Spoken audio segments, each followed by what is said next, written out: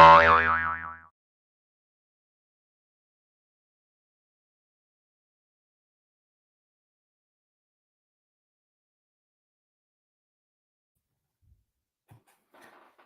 uma uda niamote da. What's up, family? I'm raggedy. I'm all over the place, and I'm late. But if you don't hold those three things against me, we may be all right. I'm a mess all over the place. Miss Franklin, Peace Queen, Yahoo, my. Well, I'm super late and I'm a mess. I got stuff everywhere. So what I'm gonna do is give y'all a second to get it together while I get it together. Cause tonight we gonna be super, super heavy. We got some things we got to deal with. Now I ought to learn my lesson. Cause every time I give y'all specifics on who I'm finna spank, that particular group mysteriously don't show up that night. So I shouldn't have never let it be known that it was gonna be about the queens tonight, cause y'all probably ain't coming. But that's all right.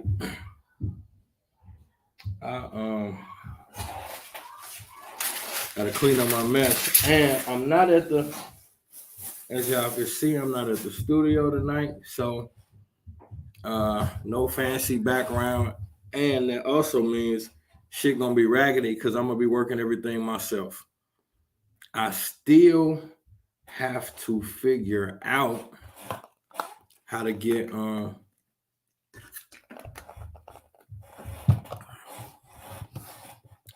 how to add stuff. I really don't know how. And then I'm scared to ask my son because every time I come in here, I ask him, he tell me, whoops, hold on, how do I get that off of there? Okay, my phone. He tell me, I forget, and then, let me see, no, video file, what does that do? Did I mess? Oh, okay, so I can play stuff from out of here. I just need to have it. Oh, y'all in trouble now. I'm learning how to work this apparatus. Hold on, let me see something. Let me just make sure I'm doing. I know what I'm doing. Let me see if this works. Hey. I don't know why I skip it.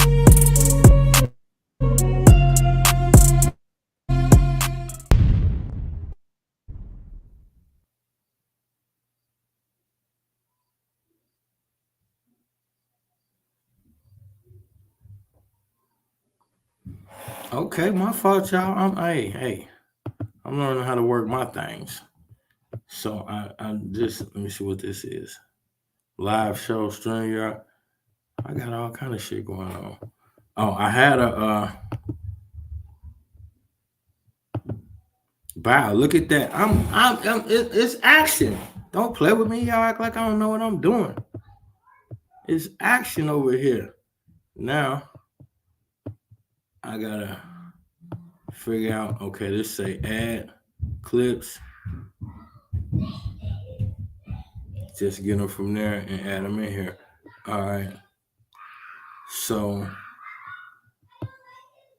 do I just grab what I want from YouTube and slap it up there for y'all? I think that's what I could do. My son was showing me, so I don't have to. It's a way that I can go grab stuff while I'm talking to y'all and just put it up here. That's what I'm trying to figure out how to do. Because damn. Oh well.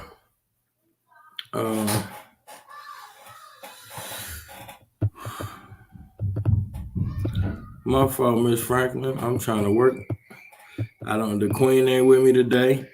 I'm home alone like the little white kid. My grandbaby screaming. It's rough right now. Where's see, I don't know if I gotta go to do I take the clip off YouTube and then just load it up to my thing and play it for y'all? Bet. I think he showed me an easier way, but I'm gonna do it the bootleg way because it still works. I see you laughing at me, Queen. Yeah, I'm trying to discover myself right now. So I figure before people get here, I could do some trial and error shit and I won't fuck up too bad. This says, okay, slides, share screen. Let me see what that do. Share screen, 2 monitors, share screen. Let me see what I'm doing. Tupac. Wait a minute. Let me see. Is this what my son was trying to show me? Oh, it is. This what my son was showing me. Let me see. And y'all could wait. Y'all hold on, y'all. View tab, and then it says stop sharing. Uh-oh. How do I get y'all back? Wait a minute. Okay, there we go. Yahoo Queen. And shouts out to Miss Zola. She made a donation. Thank you, Queen. We appreciate it. I had seen you initially, but I didn't recognize the name. I didn't know who that was, so I sent it back. I'm like, that must be the wrong person or something. So I appreciate that. Now, y'all see, I'm home alone like the little white kid. The wifey has something to do, so I'm basically trying to work all this shit by myself, and I don't know what the hell I'm doing, but we gonna make it work. But I think I just figured out how to share videos with y'all. So now I can anything I want to get off YouTube, I think I know how to go get it and play it for y'all. Tell me if I do this right, y'all. Tell me, can y'all see this?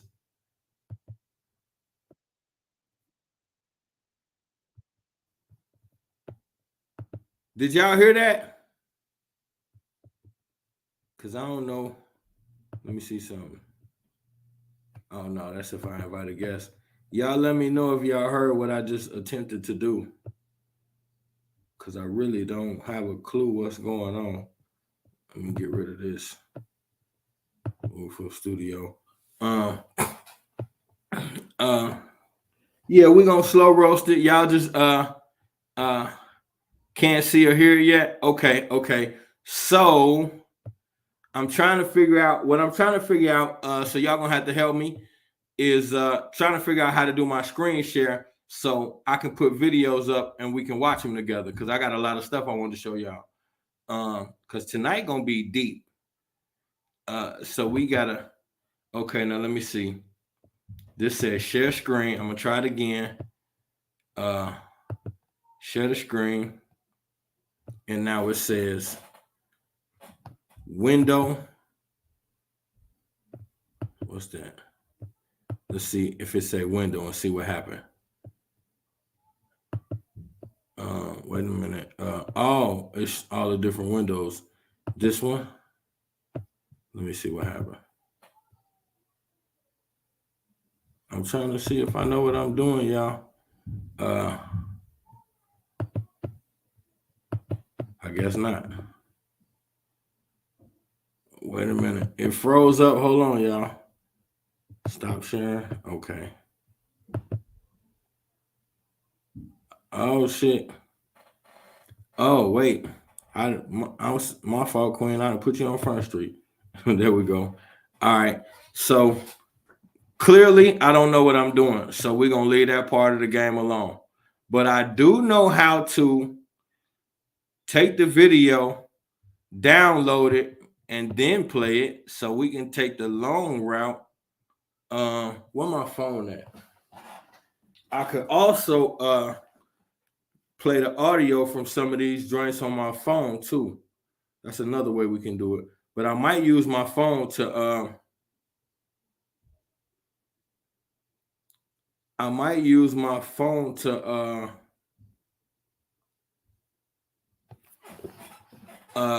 go into the other room. Okay, yeah. I appreciate y'all patience. I know I look lost, and I kind of am, but don't judge me. So what I will do is I can download some of this stuff and play it for y'all. Hold on. Because what we're gonna do is, hold on. I was listening to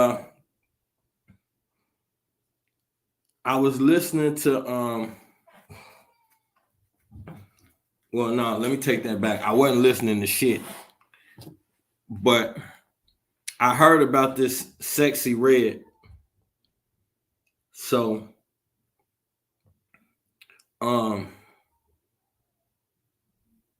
either I'm really getting old or something ain't right.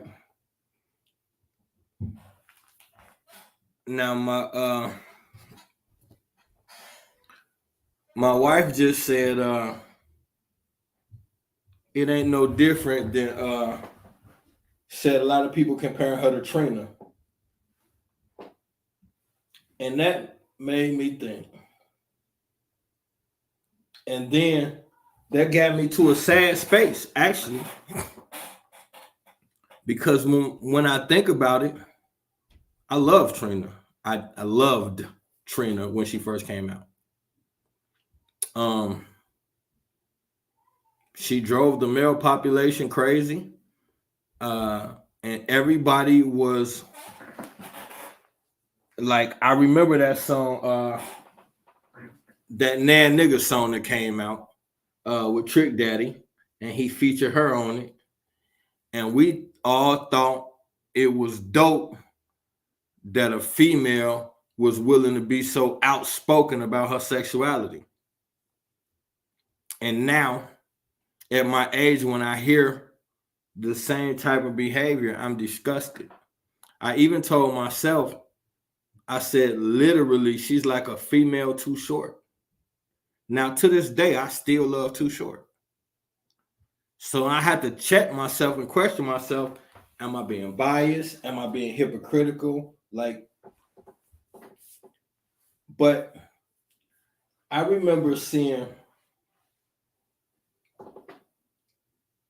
well, let's just put it this way.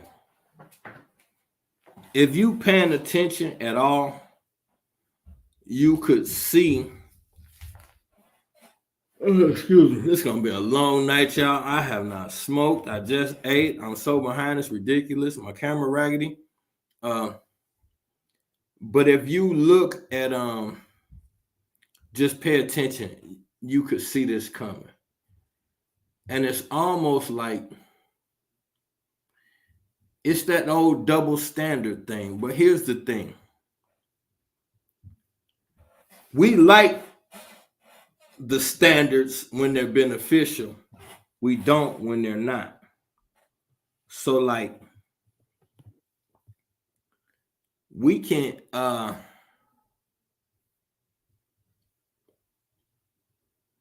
we find all kind of justifications. What I learned about the rap game from myself and from others.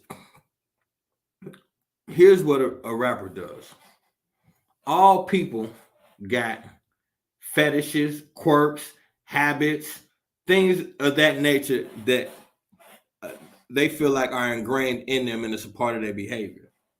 What we've learned to do as a society is, instead of fix bad behavior, we've learned how to manipulate society into agreeing with the behavior.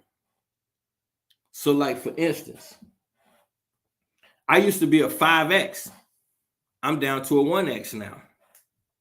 But when I was a 5X, I was a hustler dude, getting a lot of money. And I used to take pictures of me and my clothes and all that shit looking fly. And what I started calling it was Fat Nigga Friday.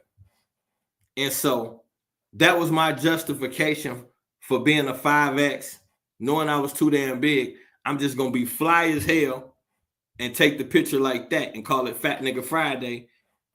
And so it's like what Biggie Smalls did. Fat, black, and ugly as ever. However, I stayed Gucci down to the socks. Rings and watch filled with rocks. So fuck me being out of shape, overweight, and disgusting. Look at my jewelry. Look at my Gucci. See, that's manipulation. Manipulation, insecurity, ego, all of these things sounding off like rockets. And we don't even see it because it's beneficial. So like, when we get to a space where we notice certain things about ourselves that we feel like let's just be honest, we don't have the self-discipline to fix these things, control them, or whatever the case may be. So more often than not, it's easier to get people to see things your way than to change your ways. It's easier to get people to see things your way than to change your ways. Y'all gotta admit this shirt dope though. Y'all my a da. Woo! Here's the thing though. So like, we're gonna play some of this stuff, and I don't know, to be honest with you, because like, when it comes to the queens, if y'all haven't noticed, I'm super protective and I'm super respectful when it comes to y'all. So like, these lyrics is way over the top, and I don't know if I don't know how comfortable I am playing that shit around women, especially if my wife's not present, because it's just so nasty. I know y'all grown and mature, but like, I was shocked that like, whoa. And I probably shouldn't say this. Man, I don't even think it's relevant. Never mind. Every female rapper that comes out, we're getting closer and closer to treading this line. And it's like,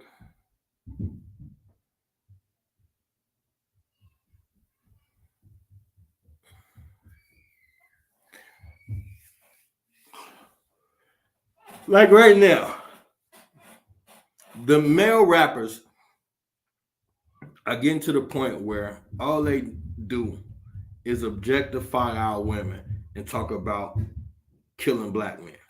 Now,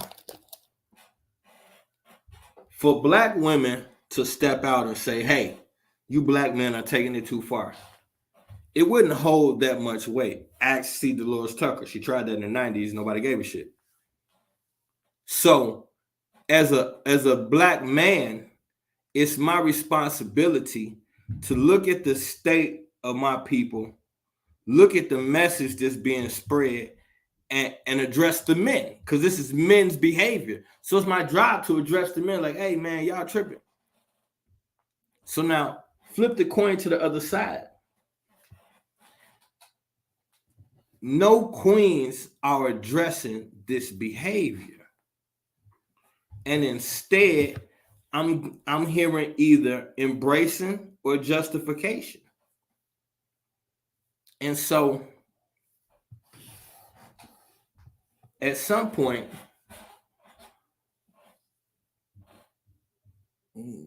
I guess when I don't know, I'm getting frustrated. I guess at what point are we willing to look at the bigger picture? Is there ever a moment where we don't only solely give a fuck about us? Like, is there? Because I hear black folks all the time talking about, like, I seen a room the other day, and we kind of had a room like that, like built upon solutions. What's the solutions? And I fear if we had one, y'all wouldn't follow them anyway. So what's the point of talking about solutions? It's like, we want the results, but we don't want to do the work. How can you look at, I mean, because it's simple. Let's just look at the rest of the world and put it under a microscope, and it's quick. We're talking about female artists right now and sexuality. So, I heard Cardi B do it in that new song with her and Megan Thee Stallion, and I heard the Sexy Red Girl do it. And I don't know if females understand this. I seen a room that said, "What do men really want?" That wasn't this room, but I'm gonna spill the beans. I'm gonna snitch on all men. Men want consistency and for women to fucking listen. Men are natural born leaders. We naturally want to lead and teach. What's to a God? We naturally teach. We lead and teach. So if your woman is not willing to listen and allow you to be a man, that frustrates a man, and then it becomes problematic.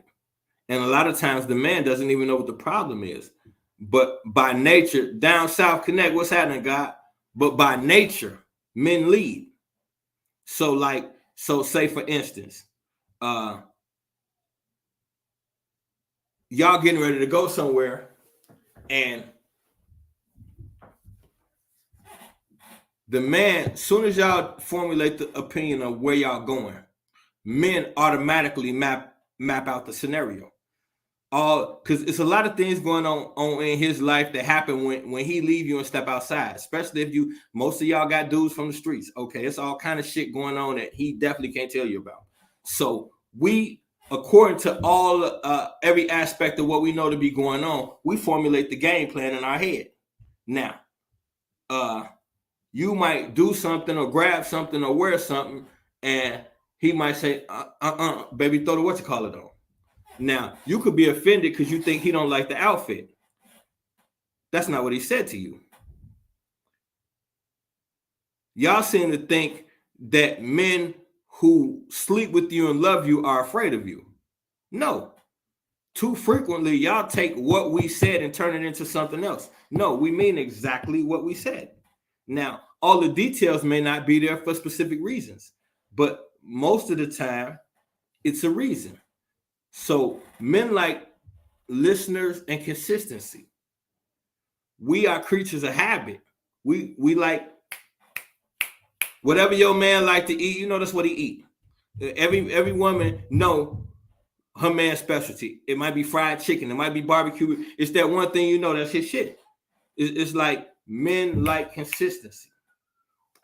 Whatever type of shoes he used to wear, he still wear them. If he was wearing Jordans in high school, he still rock Jordans. If he was a casual dresser, he still dressed casual. Men like consistency. Some males do act like they're scared of females. I deal with one at my job. Men are scared of behaviors. It's not the woman, it's the behavior that's going to come with whatever the scenario is. There's frequent times we live in a world where people ask you questions that they don't really want answers to. Like, baby, how do I look? I don't like that dress. Put on the other one. What you mean you don't like this dress? Why not? I bought it for you. See, now we got to have a discussion about why I don't like the dress. No, we don't. No. You asked me what did I like. I told you. That should be the end of it. But now we have to discuss a whole nother scenario. Frequently, this happens with men and female relationships. It's a certain slight or something that sends one or the other on the opposite path. So now, let me fix the screen. So what I'm trying to convey is that when you look at a world where men got taught to be chauvinistic pigs. Most men, and I'm talking about in the 80 percentile or better. I told y'all ladies to come tonight, invite your girlfriend. This is for the ladies. Men, y'all better come get some game, but this is for the ladies. I'm finna tell a lot tonight. I'm gonna do a lot of snitching. And we're gonna learn a lot tonight too. We're gonna learn a lot tonight. So when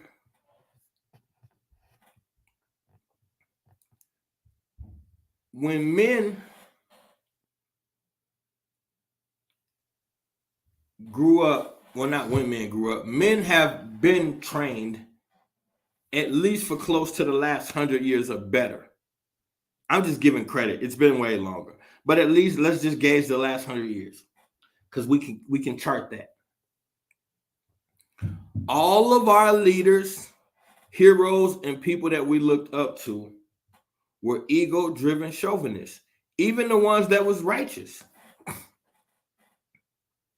So, we reference Malcolm X a lot about him being a positive role model, and there's a lot of positive things about Malcolm. But he was part of an organization where women are subservient. Take a back seat and be quiet and let the men handle things. Women don't have any power in the Nation of Islam. So, for all intents and purposes, Malcolm was a chauvinist. You can't be where he was and not be. And I'm not saying anything bad about him. I'm just saying it's the reality. So, on the flip side, this is the 60s we're talking about. During that same time period, you're coming out of the 30s, 40s, and 50s, the Renaissance. Women didn't have a say-so in American society. Women cook, nurture the kids, and shut up or get a backhand against the mouth. That's common practice all through the 1900s in America. You do what your man tell you, or you might get a backhand. You nurture the kids, you go to church, you do. Women did what the fuck they was told. So now, let's bring this into the 80s and the 90s. They contaminate our people with the drug crack era through the 80s. Now riding into the 90s, all of these, the 90s and the 2000s, these is all crack babies. These are relationships made, children being raised under the influence. All of this shit is coming up the pipeline. And now you're seeing all broken homes, prison, industrial complex, broken families. You're not seeing heavy connection between the black man and the black woman. But the music don't slow down. And the music gonna reflect the times. So the black man and the black woman are not really getting along. Why? Drugs just destroyed us as a community. So you got all kind of shit going on. Now, oh, hold on. Somebody trying to figure out where we at. We on YouTube. They think we on Clubhouse. Hold on 1 second, y'all.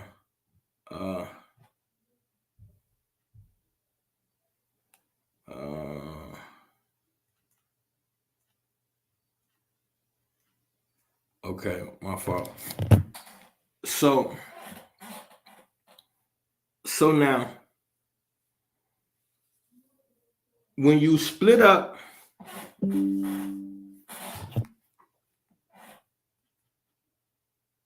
the family structure in the 90s, you got hip hop. Now you got to think, a lot of people call the golden era of hip hop the 90s. So a lot of people say the best era of hip hop was the 90s. Now, the late 80s and 90s is the rise of gangster rap. And this is what they're calling the best era of hip hop, the gangster rap, the street talk. So now, what's a heavy component? Let's look at the 90s. Who was popping in the 90s? What kind of music are we getting through the 80s and the 90s? Okay, late 80s, one of the biggest songs of the late 80s was AMG, Bitch Better Have My Money. Yahoo Uma. One of the biggest cuts was Bitch Better Have My Money. We was crazy about that song. But let's just analyze that. The number one song in Black America that was playing everywhere. You couldn't drive through no hood and not hear it playing at some point through the day. Loud as hell. Bitch better have my money. And now the song is deceptive because the title give you pimp vibes, but the only thing he was rapping about was being a gigolo, just sex for money. I'm gonna drop off this sex and you're gonna give me money. This was the thought. And this became the thought of the young black male. Trying to get money out of women. Older women, younger women, whatever. Trying to get money out of them. Make them do something. Make them spend some money on them. That was how we was telling if we was gonna mess with her, if she was right, if she want to spend some money. So now all of this is coming from the hip hop culture. Our parents not teaching us this shit. So for y'all to say music don't influence you, then how is the whole streets overnight turn on each other? Because you didn't learn it at home. Your daddy didn't tell you, hey man, that bitch better have your money. You're getting that from this music. Now, when did Too Short blow up? What about conscious rap in the 90s? We're gonna deal with that, God. I got you. Watch this. When did Too Short blow up? The late 80s. And now, when you say, what about conscious rap in the 90s? NWA was created to kill conscious rap. They brought NWA out to destroy conscious hip hop. That's when we talk about the secret meeting all the time. We talk about the secret meeting in hip hop where the private prisons and the hip hop moguls had a meeting and decided that they was going to use gangster rap to fund the private prisons. Right after that, NWA was the first rap group to go platinum. So the first rap group to ever go platinum was the one where they was calling black women bitches and talking about selling crack and smoke the fool and all this shit. But when you look at the first NWA album, you see the Skull and Bones in the background. So these are industry plants through the gate, out the gate. They was working for the industry, whether they knew it or not. Out the gate, they was working for the industry. So now we got to think about that. Now you got a heavy influx of look at all of them movies in the 90s. Think about Boys in the Hood when Ice Cube said hoes gotta eat too. We ain't no hoes. Oh, my fault, bitch. That was like the most famous line in the movie. We all thought it was fucking hilarious and everybody repeated it. What we're not understanding is we were being groomed for something. Snoop Dogg comes out. He's the number one rapper in America. And what he got us bumping? Bitches ain't shit but hoes and tricks. It's Too Short. What's my favorite word? Bitch! He made calling our women bitches popular. Now, for anybody who think I'm on some goody two-shoe vibe, all I'm finna do is tell the story. I'm not giving my opinion. I'm just gonna tell the story. I'm guilty of damn near everything we talking about. Fuck damn near, I'm guilty of everything we talk about. So I ain't coming from that perspective, but we have to break this shit down and analyze it. So now, Too Short, bitch, what's my favorite word? Now, the primary word on the streets become bitch. And now you got the sisters, bitch, you tripping. Now the sisters have embraced bitch the same way we embrace nigga. So nigga for the sisters is bitch. We say nigga, they say bitch. We both mean the same thing. but we've been conditioned to do this. So what they say is we turn the negative into a positive. That's a psychological mind fuck, because we're not getting past the fact that we had to endure the negative. So we had no choice but to turn it into a positive. We wasn't doing that out of desire. We was doing it out of, they're not gonna stop calling us nigga, so we might well take the sting out of it. They're not and for the queens, us as black men, we're not gonna stop calling them bitches. So therefore, they decided to take the sting out of it. Yeah, I might be a bitch, but I ain't your bitch. Was the first thing. I might be a bitch, but I'm a good bitch. I might be a bitch, but don't. My man the only one talk to me like that. They had all of these quick little sayings that became popular to combat the fact that we wasn't gonna stop. We got to the point where here's what we did. We started saying, me, I used to say, I don't want no girlfriend. I only fuck with down bitches when I was a street dude. That was my justification so I could use the word.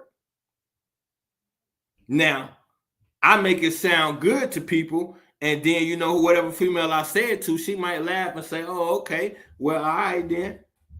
Now, really, in my mind, I just manipulated her. In her mind, it's like, okay, that's just how he is.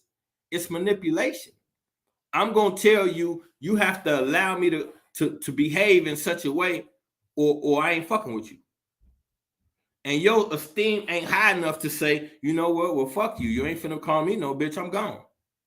See, this is a whole thing that is getting done to us that we're not even aware of because we're caught up in the moment because it was designed for us. So now,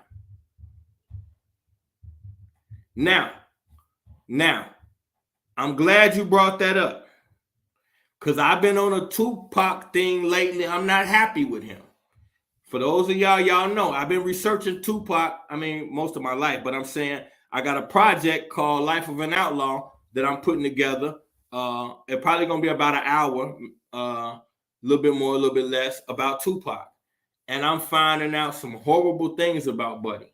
I'm finding out he not who we thought. And he was a huge fucking manipulator. So let's deal with what you just said right there. Now, when you ask people about Tupac, what we choose to remember about him the most is the revolutionary part. Brenda's Got a Baby, Dear Mama, They Got Me Trapped.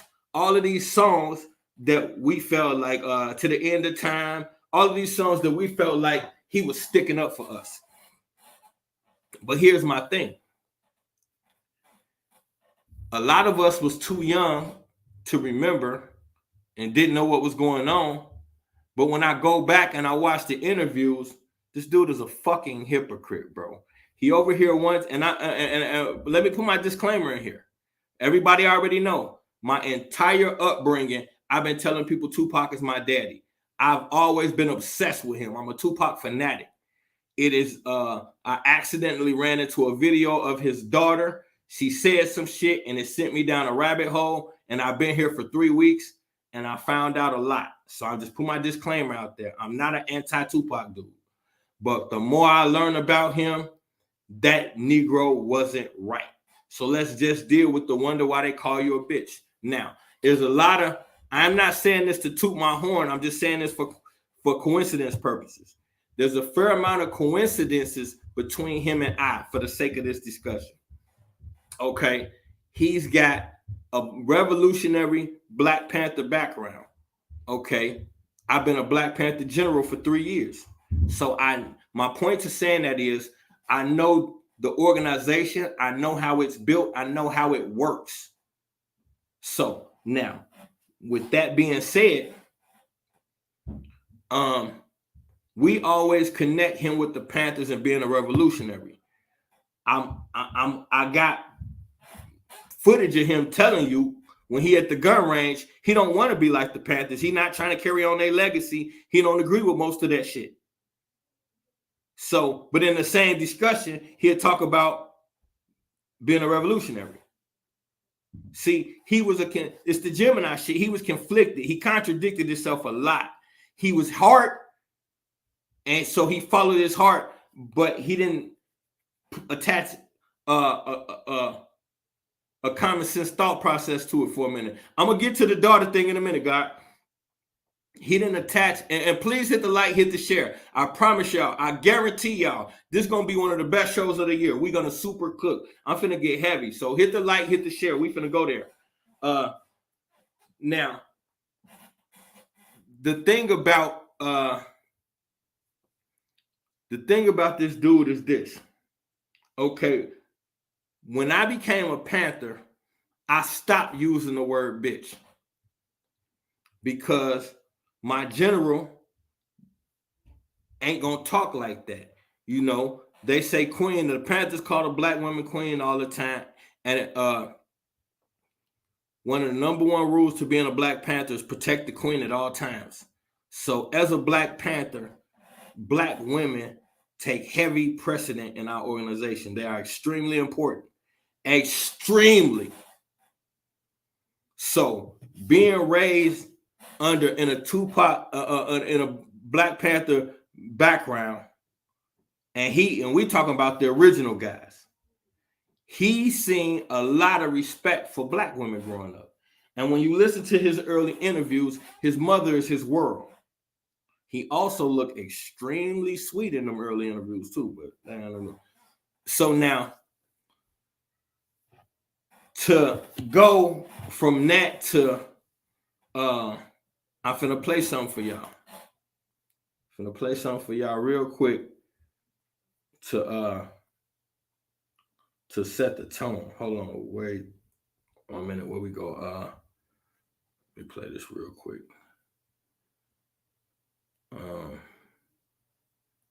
1 second, y'all. I gotta wait, is that the one? Yeah, here it go. Now what? I ain't got premium, so what? Don't be judging me because my YouTube ain't premium. For conscious people, y'all surely is petty. Let me see. I should have just.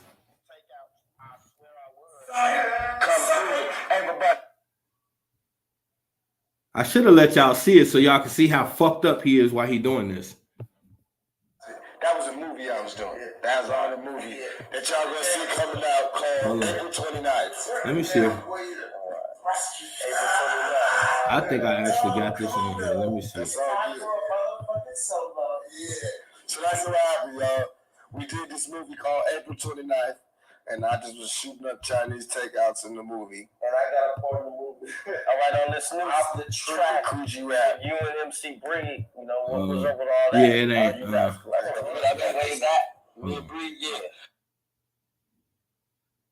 I'm just gonna I'm gonna play it on here for y'all so y'all can hear it. But basically, and I beat the motherfuckers down. I threatened. I said, basically, if you if you the reason why I brought up the Panther thing is because as a Panther, before I became a Panther, bitch was one of my favorite words. I had to cut that out because as a revolutionary and you protecting black women, you can't be calling them bitches. So when you got Dear Mama and you got Brenda's Got a Baby and you got us thinking that you all about the black woman, the blacker the berry, the sweeter the juice, all of that, then you on here talking about, why is this? No, you ain't finna get no pass. That one. My records, my homies. They the motherfuckers that say, well, Pop can't get in, we ain't getting in, nobody getting in, and they closed it down. And like a religion. And I just saw it, and I saw it in Oakland, I saw it living in Oakland, I saw it thriving in Oakland. I just saw everybody out here. I live on the strip, you know what I'm saying? I'm gonna find it. But what he's saying is y'all giving these bitches too much attention. Y'all gonna have to stop giving these hoes all this attention. I'm gonna tell y'all what we need to do. Oh, here you go, right here. Here you go, right here.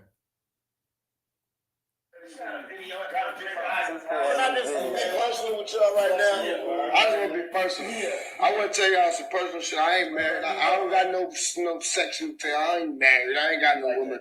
But I'm known to fucking get up on a motherfucker. I just want to plug my niggas Billy G shit. Fucking get up. Homie, that's my song, man. Because I fucking get up on these hoes, man. These hoes getting too much. Niggas need to stop giving these bitches all the attention. That's why niggas is dying now. When these hoes get horny, niggas die.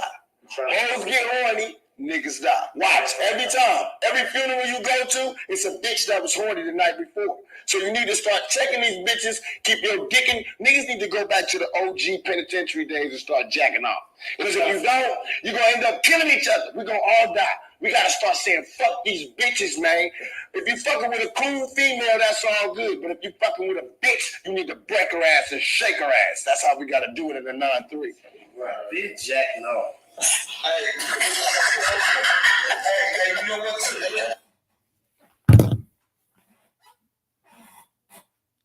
You can't be no revolutionary and think like that.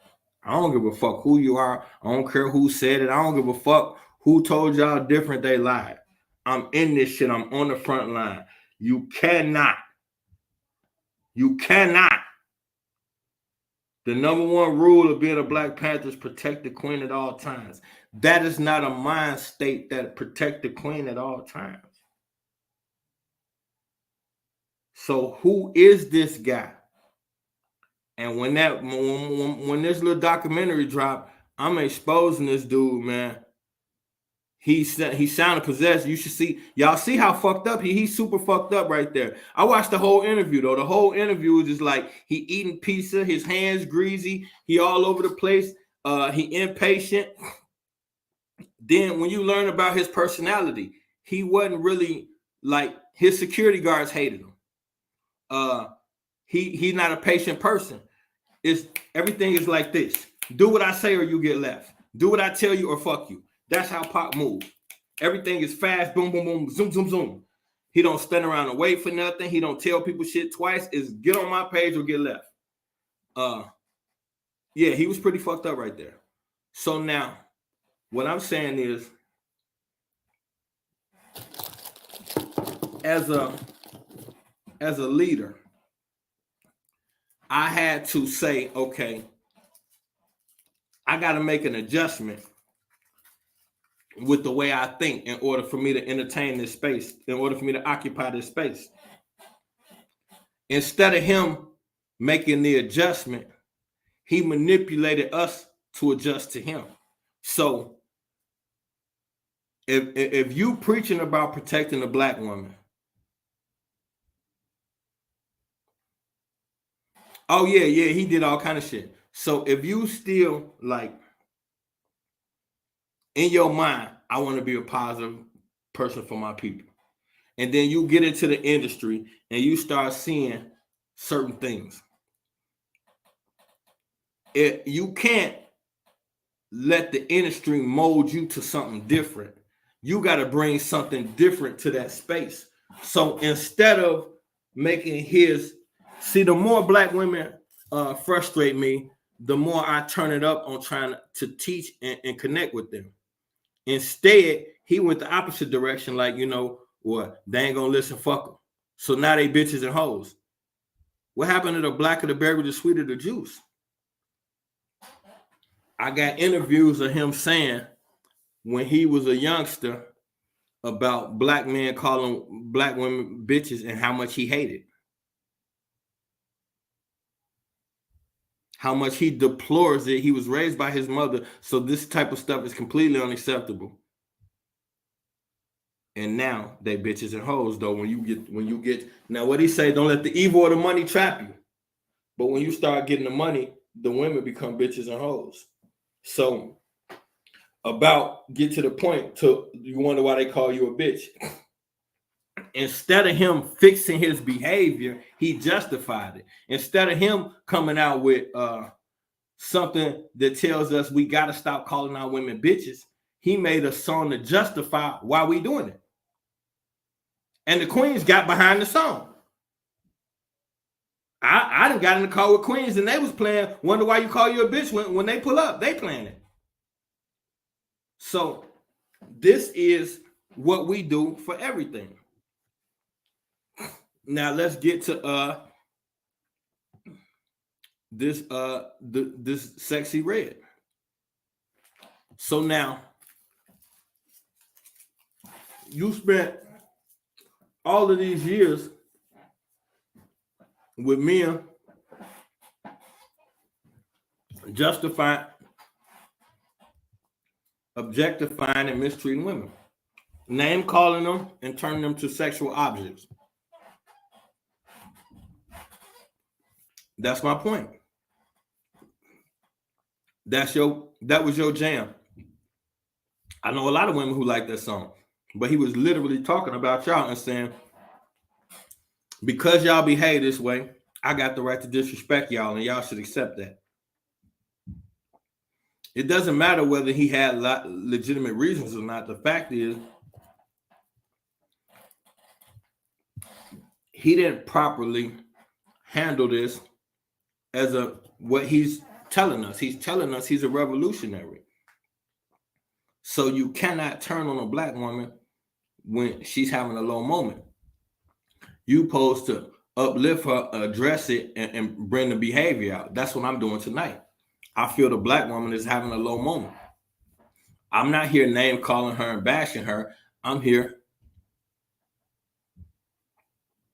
bringing it to the forefront so we can deal with it. I don't like Lupe Fiasco because he's too tricky. He speaks against the establishment, but he always draped in skull and bones and hidden logos and shit. So I know he with their ass. He too sneaky for me. So no, I never heard the song. But now, so you get to a space where, I don't know if y'all remember, but I'm old enough to remember when the highlight of going out with a girl was holding hands and hoping you could get a kiss at the end of the night. That was the highlight. It wasn't about getting no action. It was, if you went to, I grew up in an era where when you took a girl to the movie theater, you had to sit around and think about what move you was going to do to get your arm around her. Just that. That was a highlight.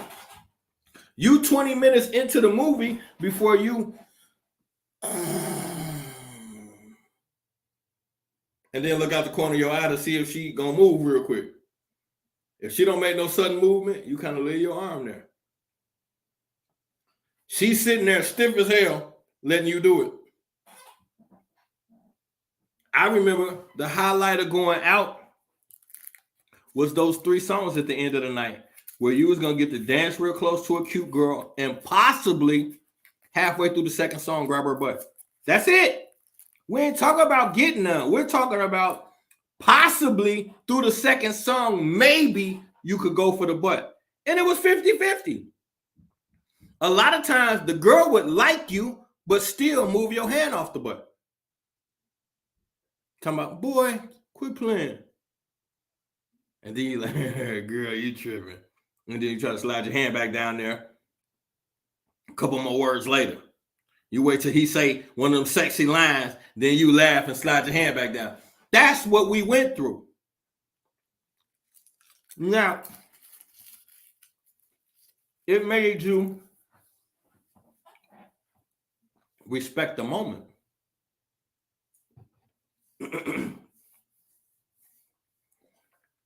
I listened to them songs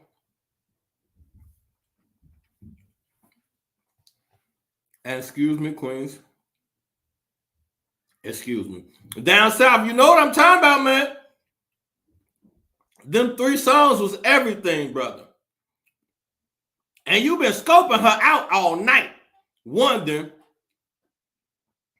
if she gonna give you some type of indication that later on we're gonna make these 3 songs work out. And what happened when you had your eye on this one cutie all night? And then you like, okay, the DJ didn't let it be known. I'm playing 2 more tracks. Then I'm gonna put the 3 songs on. Let me hurry up and go to the bathroom. You go to the bathroom. In the bathroom, you hear the beginning of the first slow song getting ready to come on. You like, let me hurry up, get up out of there. Run back over there. Somebody snatched Shorty up. You ain't had no bag up plan. You was positive it was gonna be her. You looking around like. Then there's 2 of y'all. The little chuggy girl that didn't get nobody and you. And you give her that look like, come on, girl. Hey, it's a dance. This is what we went through just to get a fucking dance. It made you respect the woman and the moment so much more. Think about it. We went on dates with pretty girls knowing more than likely we're not getting any. We're going to get the shit teased out of us and get a couple kisses maybe. And if it was a tongue kiss, it was like you literally went and told your friend. He going to be like, what happened? Did you kiss her? Yeah. Tongue? You ain't got no tongue. You a baby. They'll make fun of you because you ain't get a tongue kiss. Like that was the highlight. So now, Cardi B started her new song with Megan Thee Stallion talking about eat her butt. Huh? We used to have to beg for a dance. You just gonna come out, eat the butt. Sexy Red, first lines, eat the butt. Sexy Red first lines is, excuse me, queens. Her opening lines is come at me raw. Huh? Huh? The hottest female rapper out right now, her opening lines to her hot song is come in me raw. The song is eggplants and peaches. The emojis. So she talking about butts and dicks.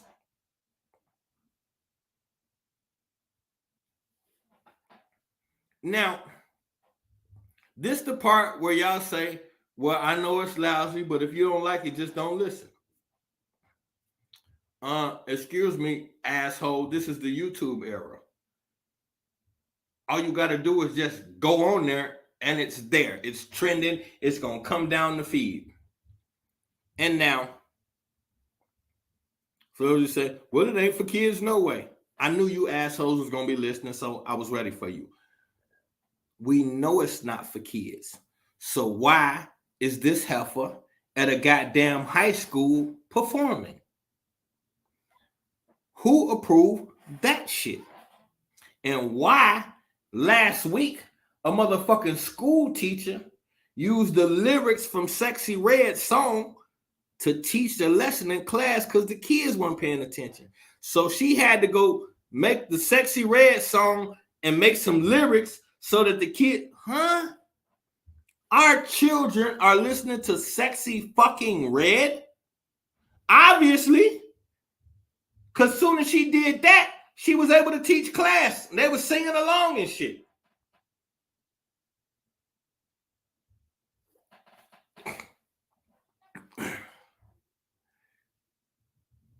This woman say, soon as I lost my virginity, I became a hoe. And she bouncing around promoting that. When did it become cool to, she talking about, see, that's why I said this is a hard show to do. She talking about swallowing and loving it. And it's like, it's just all, it just, and so there's a space in there. How did they sneak Satan class into school while parents are allowed in schools no more? I mean, it's so bad now. I was watching I put up an article like 2 months ago in one of these cities.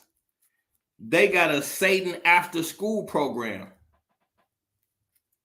This is an after school program geared towards Satan, and the kids know it, the parents know it. So it's an after school Satan program.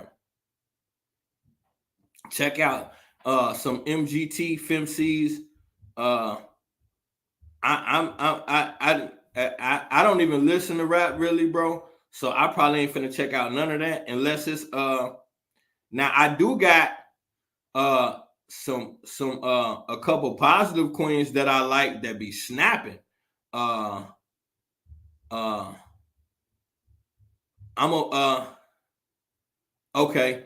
I got some I got some positive queens that be snapping. I'm gonna play some of their stuff for y'all before I get off of here. One of them is Professor Griff wife. Y'all know her too. She used to be a rapper. What's her name? Professor Griff married I'm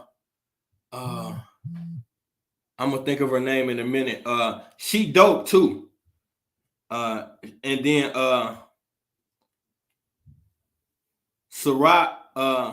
Cyrat, she cold as hell. I'm gonna get these queens up for y'all before we get up out of here and give y'all the links so y'all could bump these two queens. And one of them, I think her name's Sarak or something like that. She's so lyrical, it's ridiculous. Like, she's so lyrical, she give me goosebumps. Oh, Rhapsody Code too. Yep, Rhapsody Code too. She nice. I just got hip to her last. So this is so let's get to the meat and potatoes. What I was gonna prove to y'all, and I'm just so behind today, but I could still do it in a roundabout way. So it's almost like the motherfucking the Mr. Miyagi when he got Daniel's son cleaning and mopping and all that shit, and Daniel's son like, what this got to do with anything? And then he show him he really been teaching him something. So I was gonna show y'all. Y'all think these shows I do is random, and I don't know if y'all see the pattern, but there's a pattern in these shows, and I'm finna show y'all how today's show wouldn't have worked if not for 6 other shows I did that was leading to this. This is and the reason why I'm doing this because I thought of something when I did here we go right here. I did something called matter of fact, now this is one I could probably get up for y'all. I did Hefner's House of Horrors. And let me see if I can find at least just find the commercial so y'all can see what I'm talking about. It should be in fucking in here. Oh well. So I did Hefner's House of Horrors, and I put it on.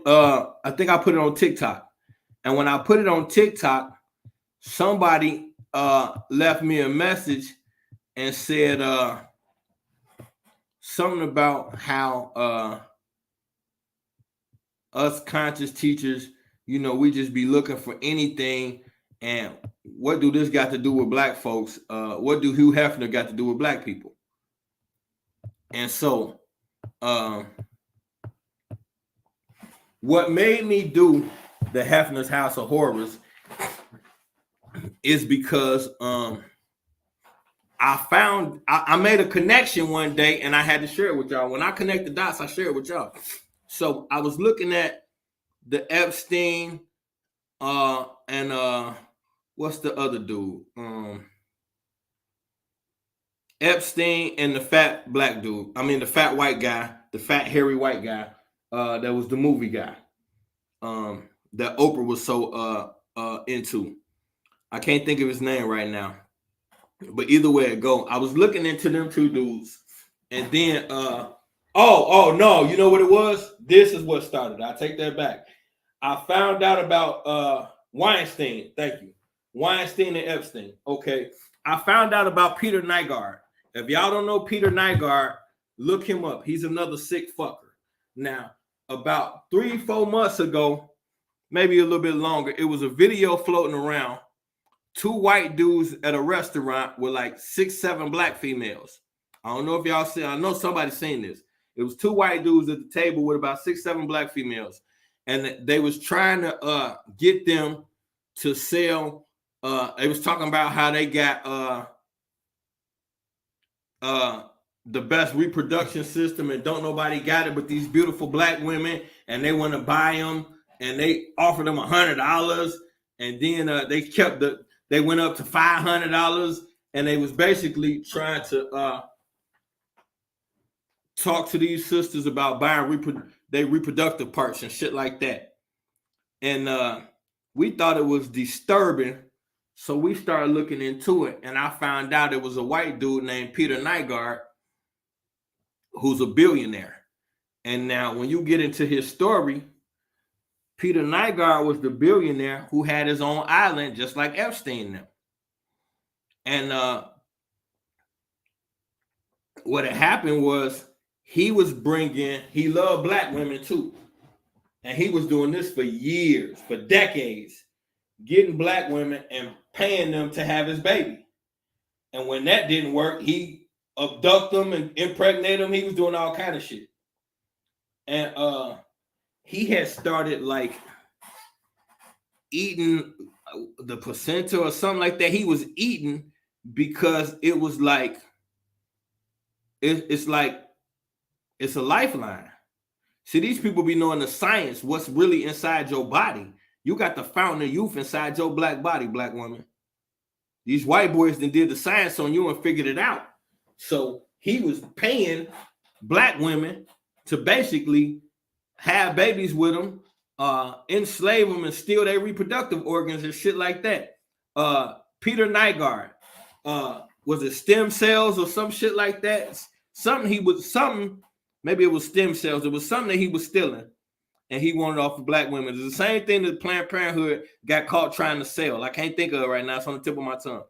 So either way it go, he was in a property dispute with one of his neighbors, and he got real nasty and threatened to kill him and all type of shit. So the neighbor called the police on him for that, and then they ran up in his shit and found everything, and he ended up going to jail. They found like all these hostages and all these women he had impregnated. He had been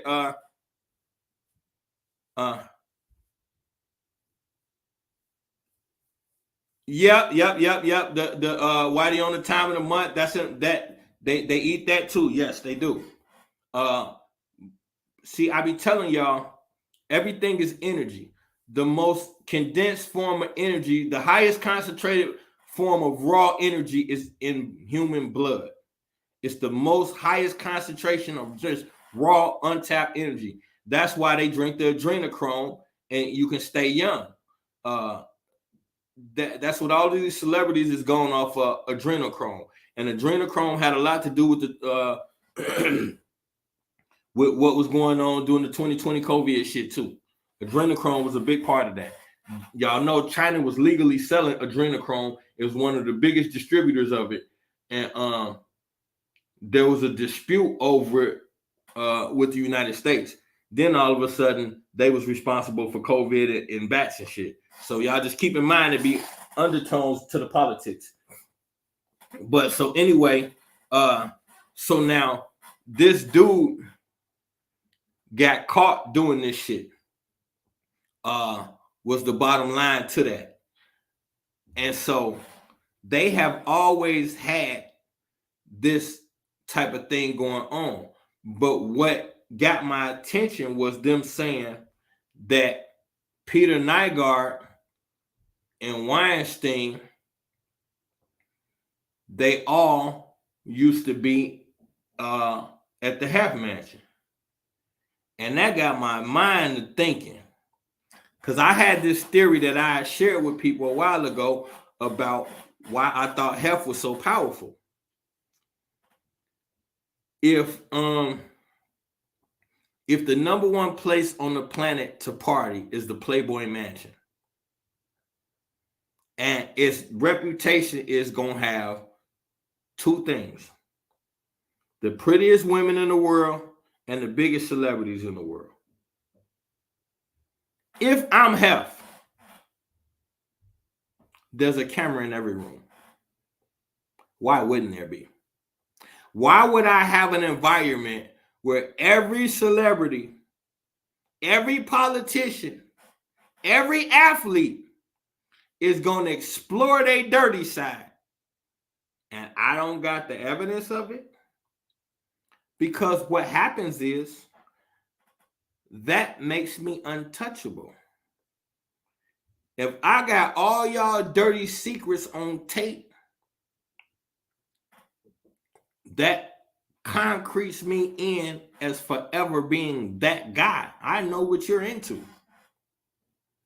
So to have that power hanging over everybody's head. And so I got to looking in a half, and then I found out, lo and behold, everything in the mansion is on tape. He had a whole room called the library that everybody was forbidden to go in. He had a librarian that was in charge of organizing that place. And that library was all of his tapes. Everything in the Playboy Mansion was on tape. Now, as I'm digging into the Playboy Mansion, I find something that's replete. Rape. Two things I found: rape and underage women everywhere. All those early days of the Playboy Mansion, them was young girls, 14, 15, 16. Who was Brooke Shields or something like that, was 16 on the cover. We were finding out after the fact these was young girls. Now, put that with the fact that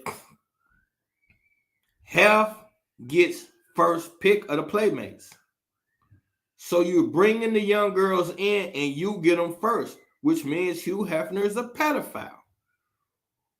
Also, I kept seeing all of these rape cases and allegations, but nobody's going to jail. And they all happen at the Playboy Mansion. So that means you know about this shit and you're not saying anything. Then I really start looking. It's not random rape incidents. No. It's well known that there's rape and abuse going on at the Playboy Mansion. This is well known. It's been going on for decades. Then I start look into some of our sick ass stars. What about Jim Brown? He's an aggressive monster. And Jim Brown's got this thing where he loves black women and he likes to beat on them and bite them and shit. Jim Brown is known for breaking several women's jaw and then just trash him and get him another one. You got well-known celebrities they had one lady who was like the most popular model on deck. And they could never get her to cooperate and fuck nobody. She was gorgeous, and she was Miss Goody Two-Shoes. So they asked her, Hef invited her to come kick it. She accepted the invite. The driver picked her up and spiked the drink. By the time she get to the mansion, she lit. She get out the limo, wobbling type shit. They bring her right on in and serve her up. One of the other ladies was new to the mansion. She kind of young, and she noticed, like, this is so-and-so, such a big-ass starlet. Why is she so fucked up? They made an excuse, whatever the case may be. Later on, she's switching rooms or switching destinations, whatever, and they got one of the doors open. They got this lady, and she talking about these politicians and well-known actors and shit. Got this woman on all fours in a dog collar, walking her around the room, making her beg for shit and laughing at her. These dudes is known for putting out cigarettes on women. She complained, call the police. What are you going to do? Is Hef. Hef got the police in his pocket. Half of them come to the mansion for favors. The police chief come to the mansion for favors. The captain come to the mansion for favors.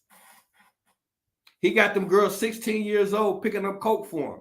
His favorite was a 16-year-old, and that was his girl at the time. He was like 30 or whatever the fuck.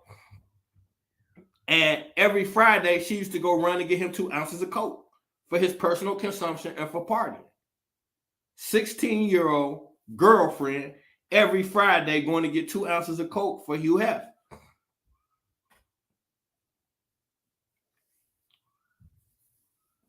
So now, what we find out is,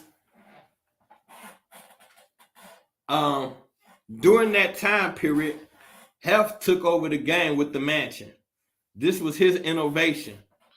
So when he bought the first mansion, that hadn't been done before type shit. So he buy the mansion, and what he does is,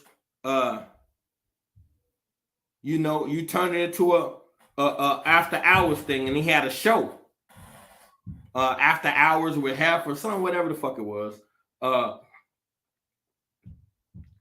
And so it gets more and more popular, and you get your core crowd. Because what he liked was the fact that he used to want to be a movie star or a director. He wanted to be a director. And he tried to, the first project he tried to do was finance a movie, and it flopped. He was a horrible actor and a shitty director, but he, like Charlie Manson, wanted to be a musician, but he wasn't good enough, but the people around him thought he was. It's the same thing with Hef. He wasn't good enough to act or direct, but he thought he was. So what he got off on was, even though he couldn't act, he had the biggest parties around. So all the important people wanted to be at his party. So that was his way of still in the spotlight. Okay, well, I can't get on the big screen, but everybody that's on the big screen, I'm going to make them want to be around me. So it got to be known the best place to go kick it is at I did, but I double back on this. Let me finish this. I got you. So the best place, because it's relevant, so I'm going to deal with it. It really, actually, I'm glad you reminded me. It's finna segue into exactly what the fuck I'm talking about. Perfect. So now, what he does is he throwing the parties, he getting the celebrities. So what he becomes known for is, the reason why his parties become so big is because the famous people there. So you go to a Hef party, you get to rub elbows with famous people. That was the catch. So now this thing turned into a thing, and he get every major movie star, politician, all want to be around Hef. Why? Because he becomes the Renaissance man. He's the young dude. Now keep in mind, he's doing this at a time where people are still prude and sexuality is in the closet. So he's bringing it to the forefront and making it like, hey, we out here with it. That's why the Playboy bunnies was dressed so back then. That was so super provocative. Nobody had did it. Now, once he create this environment, what happens is you're gonna always get mimickers. So all of the big time drug dealers and big time movie stars and big time mafia guys all start making what they call mini mansions. Now, it was known that Hef had the biggest mansion, and that's where all the Playboy girls, all the Playboy bunnies was going to end up at. So it gets to a point where that becomes a little too elite. You can't sleaze bag it around like we like to do because it's such a high level. So the mini matches, and now they can peruse bus stops, catch little skateboarders, homeless girls, escorts and prostitutes, little girls that is on the run and don't know what to do with themselves. They start snatching them up, take them to the mini matches. Who cares what happened to them? Nobody knows. They on the streets anyway. So now you snatching up these girls, taking them to the mini matches. If they make it, you pass them to the second level. If they make it past there, they get to meet Hef. So these females is understanding like it's a hierarchy, and if they ain't on their best behavior, they won't get to the Playboy Mansion. So they are willing to accept all of this degradation, being urinated on, and having sex with dogs. They literally paying women to have sex with dogs and shit, watching them get fucked by animals, all of this shit, just to degrade them and get a laugh and get it on tape. Now, when you look at the music industry right now, what's the most relevant thing? And y'all been hearing me talk about this a lot lately. The gateway to the industry is the mansion parties. So now, when you move to the new era, you got Puffy, Jamie Foxx, Will Smith, Quincy Jones. All of these dudes are big industry moguls with huge, Rick Ross, all of these dudes, 50 Cent, all of them. Now notice everybody I just named is at the highest of heights. Rick Ross, 50 Cent, Will Smith, Puffy, Quincy Jones. All of these people have reached the highest height you can get in music. And all of them people was notoriously famous for their mansion parties. Will Smith and Jada ran the party scene for years until Puffy took it over. Now, you can go look at all of that old footage, and what you're going to notice at every party, Will and Puffy together. Wonder why? Now, what they figured out is the parties is how you blackmail people into the industry. It's how you weed out the talent. And it's how you get away with all your debauchery shit. Now, let's get to Tupac's daughter. This is going to verify what I just said. So now, Tupac's daughter said her mother used to let her boyfriend touch her ever since she was like 4 or something like that. So she been getting fondled by men ever since she was 4. She says she ended up out the house in a runaway at like 13, 14, something like that. She's been in and out of foster care her entire life because her mother had drug problems and shit. She never says who her mother is, but her mother was also in the Black Panther shit. So now she says, so I'm thinking when Pac was doing his thing with the Panthers, because he had restarted a new youth Panther group, shit like that. He was still working with the Panthers. So I'm wondering if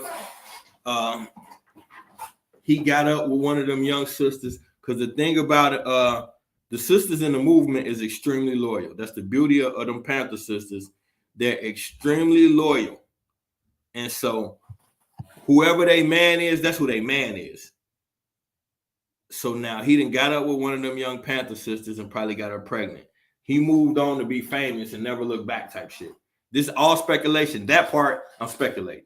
But however, this young lady, she know too much for me not to believe her.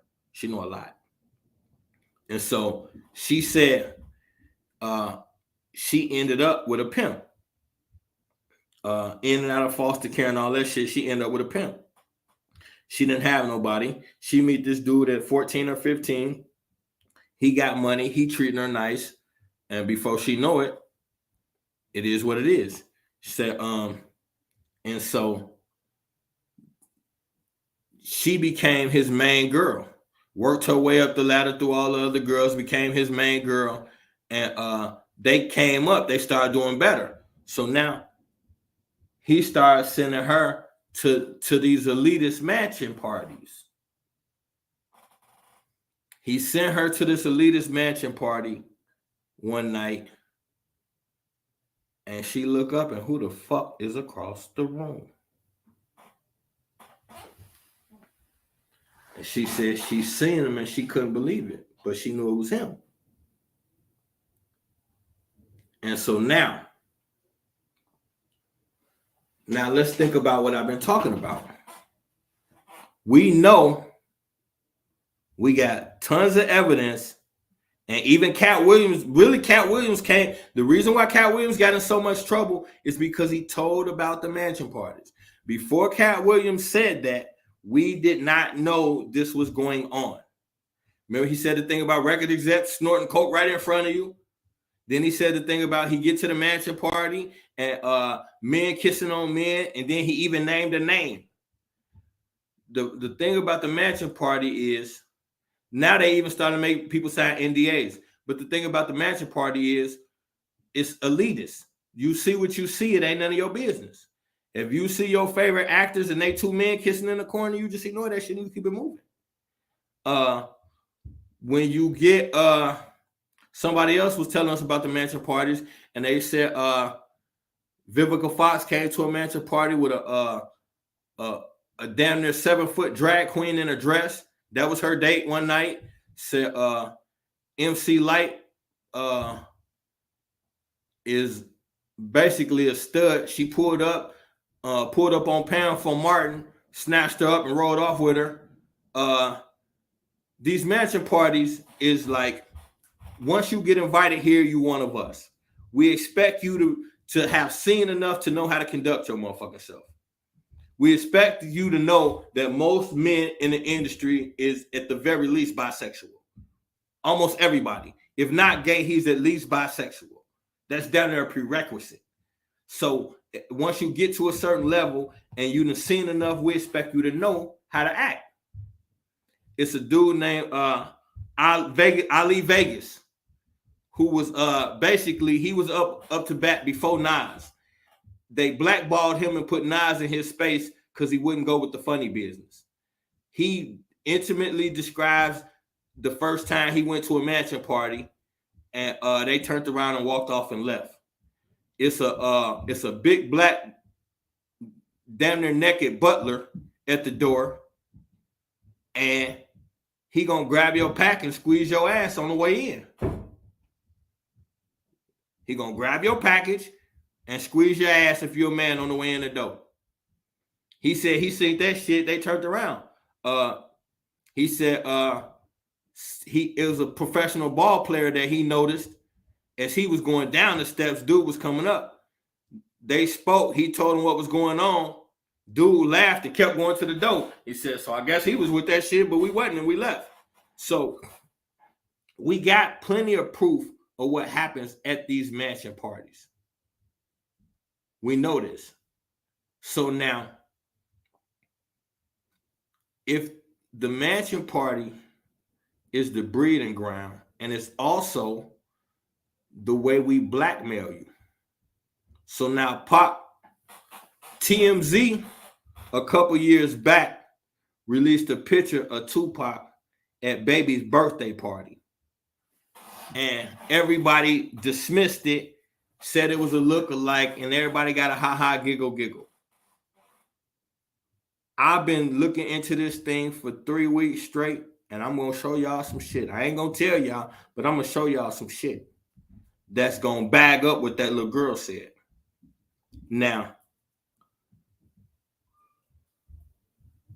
we also got footage of him front seat at a goddamn NBA game. They called him on a loudspeaker. He waved, and a few minutes later, his seat was empty. We got him at a fucking BET red carpet event, standing right there in front of every motherfucking body looking at him. The joke's on us. The fucking industry know that nigga ain't dead. They playing with us. They know that nigga ain't dead. And I'm going to show y'all step by step exactly how the fuck he did it. I know exactly what he did and how he did it. And he even, I'm going to show you how he been making the music and lying about it. It's him. It's fucking him. How about this? How about this?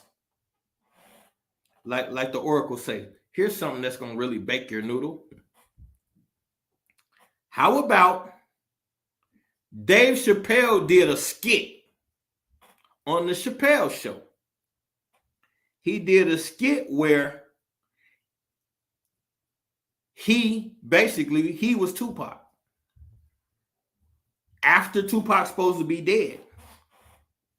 And they at a party and they announced on the loudspeaker that it's Tupac's new song that just came out.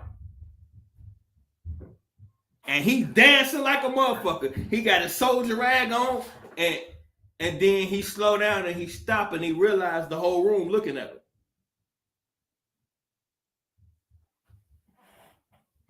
After he did that skit, allegedly, that's when our Dave Chappelle problem started.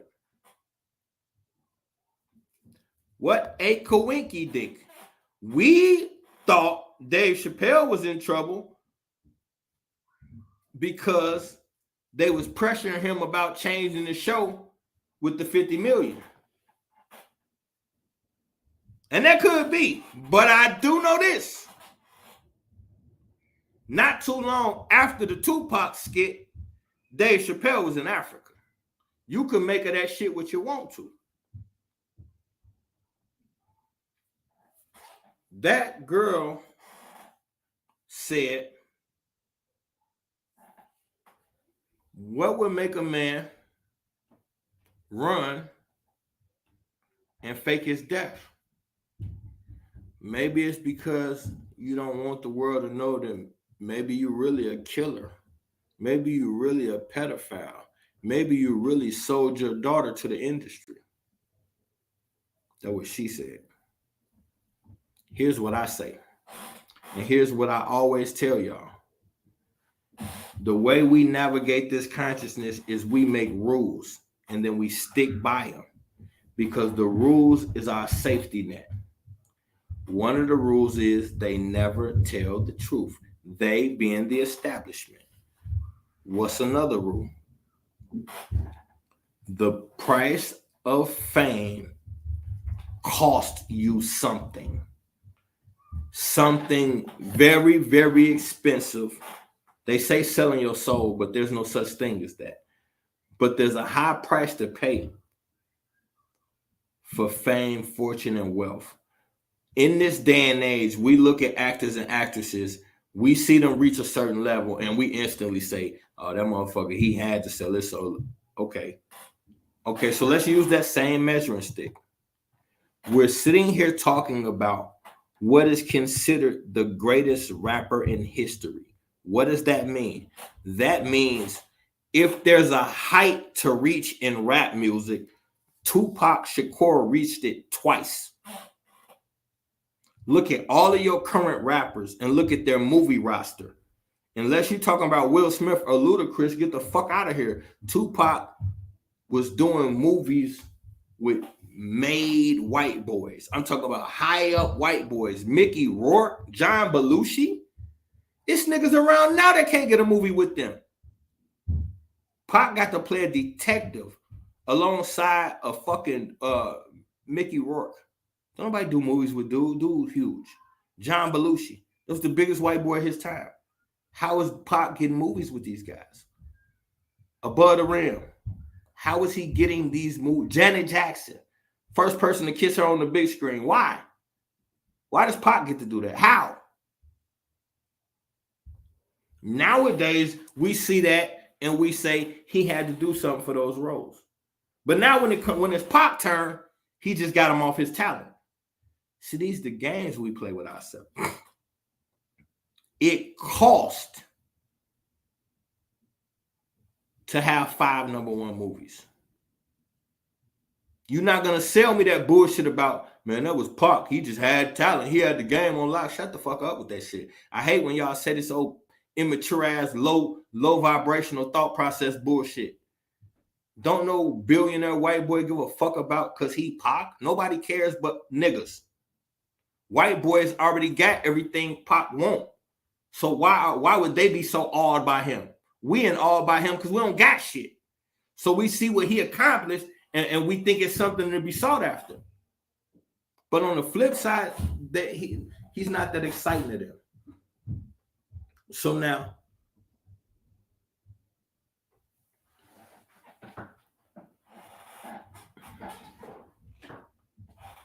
every starlet and celebrity, he was banging them.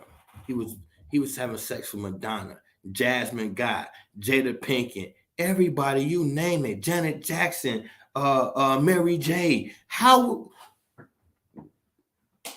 is he getting next to these people? And he not playing the game. Y'all don't understand. There's a membership. Talent is a bonus. You don't believe me? Look up Marilyn Monroe. She was unattractive with no talent. 100 years later, y'all still idolize her. They created her. She had no talent. The only talent Marilyn Monroe had is that somebody really important wanted to fuck her. And he was so in love with her, he got her teeth fixed. He got her motherfucking piano lessons. He put her on a diet. He got her singing lessons. He got her dancing lessons. He completely concocted her. She had nothing but good vagina. Excuse me, ladies. That was it. And some super duper rich motherfucker fell in love with her. Record producer or somebody like that fell for her. And so what he did was, after he made her, he passed her around everybody. Marilyn Monroe was the industry thought. Most of your high starlets, the way you get to be that way is you have to go on trips. When you young and on the come up, that's how they test you. Almost every superstar and musician and actor and all of that, they was roadies before you met them. In the roadie position, when you got nothing, when you're poor and trying to learn the ropes, that's when you're going to get tested with the things that'll make you fold because you're vulnerable then. So by the time you become a celebrity, you already know the game. They've been breaking you in for years while you was carrying suitcases and getting your butt played with. So you got Mr. Revolutionary, Mr. Hit 'em up, hardcore gangster. Okay, wait till I show y'all that picture of him on stage fucking blow up dolls. What's up with that? How do you go from fucking blow up dolls to America's Nightmare, Kill the Cracker? It's a fucking con job. And so now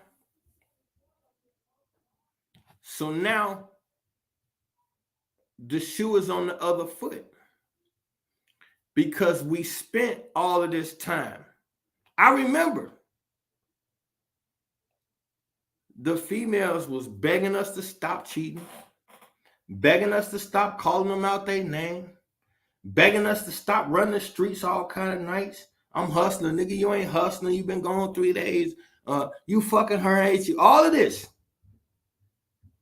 All the way back to the beeper days when we getting beeps and when we supposed to be in the bed and we lie and say it's our cousin. All of this. And not only did we repress her in the household and say, I run shit in the household, even though your name on everything. Then she don't got much say so in her house, even though her name on everything.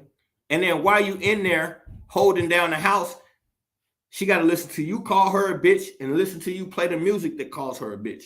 So much to the point where she started to believe it, and then she starts singing along. These dumb hoes, these stupid bitches. Now she's singing it with you about the dumb hoes and the stupid bitches. And so now, what happens? I told y'all this formula before. Oppression creates rebellion. So anytime you oppress someone for so long, you're going to create a rebellion. So us repressing our women for decades, we birthed somebody y'all probably not familiar with, but this was the beginning of it. Her name was Roxanne Shante. And if I'm not mistaken, she was the first female rapper. And what she got on for was she was the first one to fire back at the men. Talking about they making songs about you gonna get in your feelings. And she, nigga, please, I ain't got no feelings. You must have forgot who you was dealing. And so now she was, and I used to love her verse when she came in and cussed the men out about how she ain't got no feelings and she ain't soft like these other females. I used to love that fucking verse. But she revolutionized the game with that. And then you get in the 90s, they brought it back. They gave you Lil' Kim and Foxy Brown. They gave you two at a time. And what was the subject matter? Lil' Kim was talking about sucking and fucking. Foxy Brown was talking about sucking and fucking. But it was a twist this time. This time it was, I only fuck with rich niggas. You gotta have the money to fuck with me. And so now we rode that wave for a minute, and you could see the behavior from the queens changing. Okay, you gotta have some money to fuck with me. And now, what you're not realizing is two things is happening. You either gonna create a prostitute or a man. When you take fuck all of this shit where we say we not being motivated by rap, shut the fuck up. It wouldn't be the #1 genre for black people if it wasn't influencing black people. Remember, this is war. Stop being immature. So now, in this music, you can hear two things about to happen. Now, when Foxy and Lil' Kim is pouring out all the sexuality, but it's gangster sexuality though. It ain't what we used to. This is about being part of the mob, being down with the niggas. And Foxy Brown said, I suck a D for the fam. I take a D for the fam if I get on the stand. So it's total commitment to the mob and using sexuality to be gangsters. Okay, so this is interesting. The Lil' Kim, they putting her in mob suits with fur coats on and shit. Okay, this is interesting. So they using their sex. Then they came out with Boss, who was strictly gangster, no sexuality. So then it was a mix. So you could see something happening to the women. And then they took it up a notch. They came with old girl from Ludacris now. And then she completely reversed the game and the energy. For the first time in history, a woman made a song about riding around getting head. Never been heard of. Revolutionary in thought. Dope ass beat and nice ass song. I can't lie. But it's the psychology y'all not understanding. This was revolutionary in thought. This could have flopped enormously. We never even thought about, like, it was a big thing in the 90s and probably still is, but it was real big in the 90s where riding around trying to get oral sex was a big thing. So it became popular, and you could hear it in every rap song. Dudes actually showing you in videos when they pull up to the girl, she get in the car and her head goes straight down. And they pull off, say a slick line and finish the rap song. And we think it's cool when we doing it. But now when the woman starts saying, just give me some head, we like, wait a minute, that's different. And now you say, well, she got a right to say it. We've been saying it. So now the justification is we've been doing it. Why can't they? And you're right. But nobody's looking at this from a scientific and psychological perspective. We're talking about energy. Men are aggressive testosterone beings. And it's what attracts you to women. So like when a man is being too aggressive, in a lot of instances, that part of being a man is what attracts women. It's the take charge aggression. It looks different on a woman. And not only that, it's not her natural energy. So now society is basically pushing the queen in a direction that's not natural, because it's not natural for a woman to think and behave like a man. Now, it's a survival technique, but listen to what I'm saying. It's not natural for a woman to think and behave like a man. If you're thinking and behaving like the opposite sex, that's not natural. So how can anything good come of it?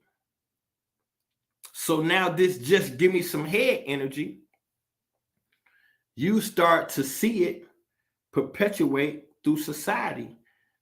And now there's no more trying to hold hands and get a kiss at the end of the night. Society has completely shifted. Now, when we go out on the weekends, it's for sex. Listen, tell that shit to somebody who don't know no better. You're a fucking lie. I just go to dance. Yeah, you go to dance in a mini skirt or pants that are extremely fucking tight.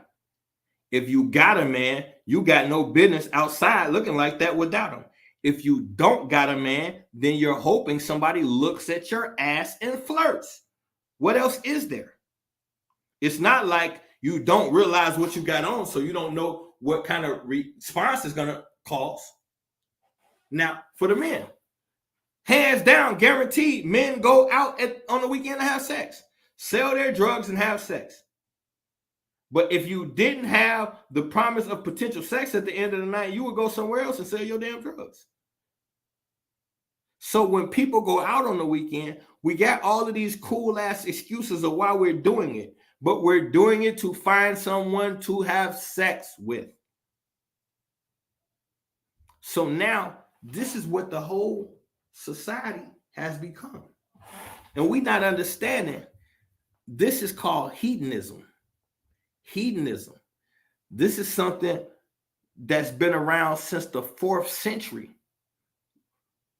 with the Greeks. So now this Greek philosopher expounded on it. And so now what you're dealing with, let's read the definition. Let's read the definition. It's got 2 definitions. The pursuit of pleasure and self-indulgence. The ethical theory that pleasure in the sense of satisfaction of desires is the highest good and proper aim of human life. So what hedonism suggests is that the purpose of life is to fulfill your to satisfy your need for pleasure. Point blank, period. You have a need and desire for pleasure, and that's what you live for, to find ways to get pleasure out of this existence. There is nothing else. That's what hedonism is. Now, look at the existence of the Black American and tell me we haven't become fucking hedonistic. It started with the Greeks. I just broke down to y'all how this whole thing started with the many matches with Hugh Hefner in the 50s, during a time where America was not sexual at all. He brought the sexuality to mainstream America. And then he used the allure of Hollywood to reel in underage women, rape them, objectify them, manipulate them. And he built a $1 billion empire off of it. He taught everybody the game. Get you a mansion, fill it up with important people, and you and young confused girls will follow, and young men too. And you use the allure of promise and finer things to get people to give away their fucking life, their existence, and their everything else. Now, this is hedonism. He got a mansion of nothing but pleasure. Drugs, liquor, sex, women, good music. That's why when you go to the Hef Mansion, he always got whoever's hot musically at the time is going to be performing there at these parties. A lot of them is friends that owe favors. So these dudes come perform. Dick Gregory. America was racist as hell, wasn't fucking with niggas. Hugh Hef said, I'll fuck with you, nigga, come tell jokes. So Hugh Hef is the first person to ever let a black person perform live comedy. Also, that's the one thing we could say about him. He wasn't too outwardly racist. He was the first one that brought in the black playmates. And when he brought in black playmates, they wasn't getting treated different as the white girls. It was the one space in America where white women and black women were sitting next to each other working, and they was getting the same treatment, good, bad, or ugly. So this way of living. Now, let's look at the 90s and Freaknik. You see what I'm saying? Event put together for a whole weekend where all black people with money and influence get together and just be disgusting all weekend. Butt naked, twerking on cars in the streets, oral sex on the highway. Everybody's just losing their shit on purpose, and it's excused. This is called hedonism. Where they had the biggest black celebration in America, like I said, called Freaknik, and they was doing it every year. Now we got Myrtle Beach, we got Black Biker Week, we got Spring Break, we got all of these, we got the mansion parties, we got all of these different places where they're doing the exact same thing. Now we don't gotta wait till Freaknik. Just go to one of these mansion parties, you'll see exactly what you see in a Freaknik. People busting each other down in front of everybody. People so high they don't gotta wait. They just fucking on the floor, fucking every. This is a lifestyle that was created. Now, go back to the Bible, and everything that we just discussed was going on in Sodom and Gomorrah. Also, it is historically proven that whenever a society becomes hedonistic, they're at the end of that society. So when drugs, alcohol, and debauchery become the primary focus of your society is at its end, historically proven. Every major empire we can look at the fall of, you can go back and look at the last 100 to 50 years and see it looked like what America is right now. Debauchery, under the guise of free will, everybody just sucking, fucking, drugging, killing, everything. It's all over the place. The rules and the parameters have been shifted. This is why they gave you Freaknik in the first place. This is why they give you porn. This is why they give you strip clubs. This is why they give you so many things to tear you the fuck down.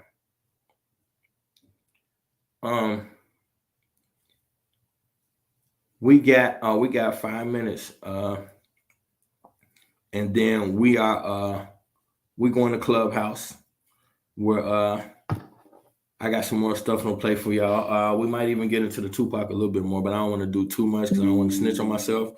But we definitely gonna go to Clubhouse and cook, and I'm gonna finish those titles too because I want to show y'all how all this shit came in line.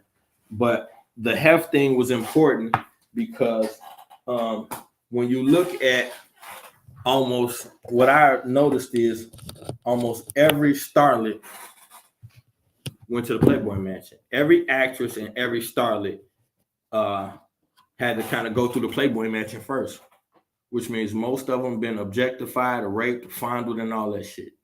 Passed around. Like, put it to you this way. If you're rich as hell and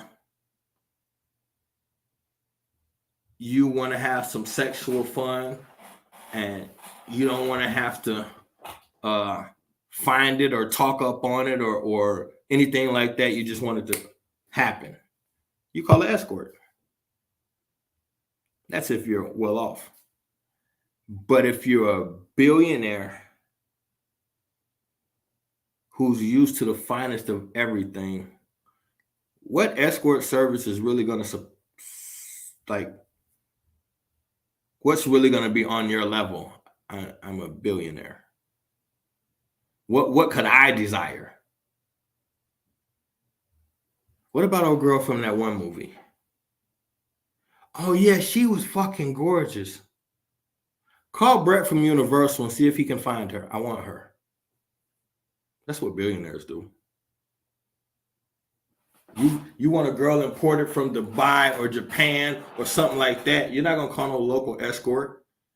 You're going to call whatever movie studio you know and ask them which one of them starlets like to play ball.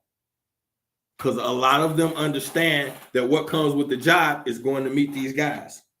You don't go meet these guys, then you don't get that next movie role. This is, once again, another one of those dirty little secrets that we don't know about until we start to follow the breadcrumbs, and then a picture starts to present itself like, wait a minute, there's some other shit going on here. It's definitely some other shit going on here. And now I want to get more into exactly the effects that it has taken on the Black woman, where she stands right now, what we didn't do and what we can do. It's a lot more of this to really deal with and pull apart. But what we have to know is it's another thing they got their fingers on. And if we don't dissect it and pull it apart, you're going to have she's like Sexy Red talking about drinking bodily fluids with strangers and shit. So I think that's creepy to tell strange men to ejaculate inside your vagina on a song. It's weird. Either way, meet me at Clubhouse. Matter of fact, don't meet me there, beat me there. Knowledge is the only real power. Information is the only real currency, but the application of both is the only route to divinity. I love y'all. I'm gone. Meet me on Clubhouse.